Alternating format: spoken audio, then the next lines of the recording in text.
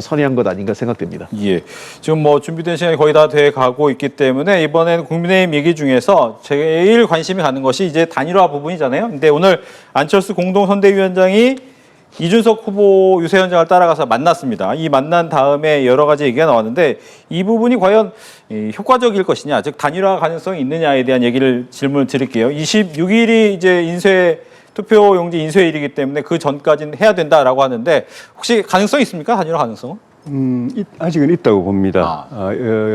이준석 후보는 뭐 그 선을 아직까지 이제 분명히 긋고 있는데 본인도 이재명 후보가 이 집권하는 일은 나라로서 큰 불행이고 어떤 형태든지 막아야 된다는 이야기를 확고하게 여러 번 해왔고 이제 이준석 후보 본인이 대통령이 되면 그건 막아지지만은 그 가능성이 높지 않다고 봤을 때 또 본인이 별도로 완주를 해가지고 표가 갈라졌을 때 그걸 저지할 수 없는 것이 분명해지면은 고민을 할 수밖에 없다고 생각이 들고 그런 측면에서 안철수 후보도 안철수 의원도 그 전에 후보 단일화를 몇 번 경험을 해본 바가 있어서 이준석 후보 입장에 서서 필요한 조언을 해주기 위해서 현장까지 달려가서 이제 만났고 아마도 여러 가지 조언이 있었겠지만은 단일화가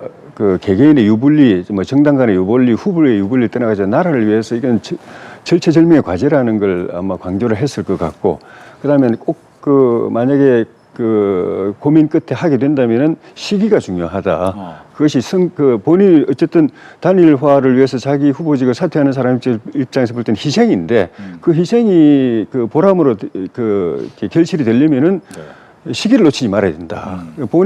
안철수 후보도 지난번에 윤석열 후보하고 후보 단일화할 때 투표용지 인쇄 들어가는 시기를 놓쳐가지고 그 이후에 조금 반감된 측면이 있어서 시기를 놓치지 않고 하는 게 중요하다를 그런 몇 가지 중요한 고언을 했고 이준석 후보 고민하는 데 도움이 됐을 거라고 봅니다. 글쎄요, 단일화에 대해서는 이런 게 있는 것 같아요.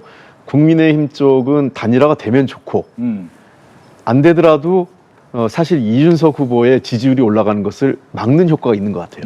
그래서 계속 단일화 얘기를 반복적으로 하고 있고 반대로 이준석 후보는 단일화 프레임에 갇히고 싶지 않은 거죠. 단일화 프레임에 갇히면 갇힐수록 도리어 이준석 후보에 대한 투표가 사표 심리가 생겨요.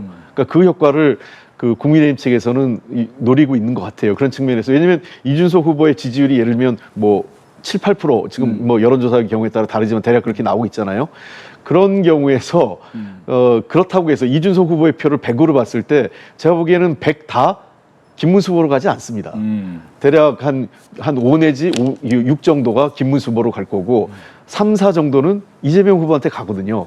대체로 분석이. 그렇기 때문에 단일화가 된다고 해서 꼭 긍정적인 효과가 있는 것만 아니에요. 다만 김문수 후보 측에서는 그럼에도 불구하고 이제 시너지 효과가 있기 때문에 단일화 하려고 할 텐데 일단 이준석 후보를 지지율 상승을 막는 효과는 충분히 있다. 그런 측면에서 다루는 것 같고 다만 이준석 후보를 단일화하려면 아까도 제가 하나 거론됐지만 윤석열 전 대통령하고의 관계를 좀 더 확실하게 정리해야 되는 게 필요하고 두 번째는 지금도 당의 주류 당권의 주요 당직자로 당 지도부에 있는 상당수가 당시 이준석 당대표를 거의 파렴치범으로 만들어서 쫓아낸 주역들 아니겠습니까? 그런 사람들이 이선호태라든지 백의종 군도 없이 이준석 후보에게 같이 합치자라고 얘기하는 것은 굉장히 제가 보기엔 염치 없다 이렇게 보입니다. 알겠습니다.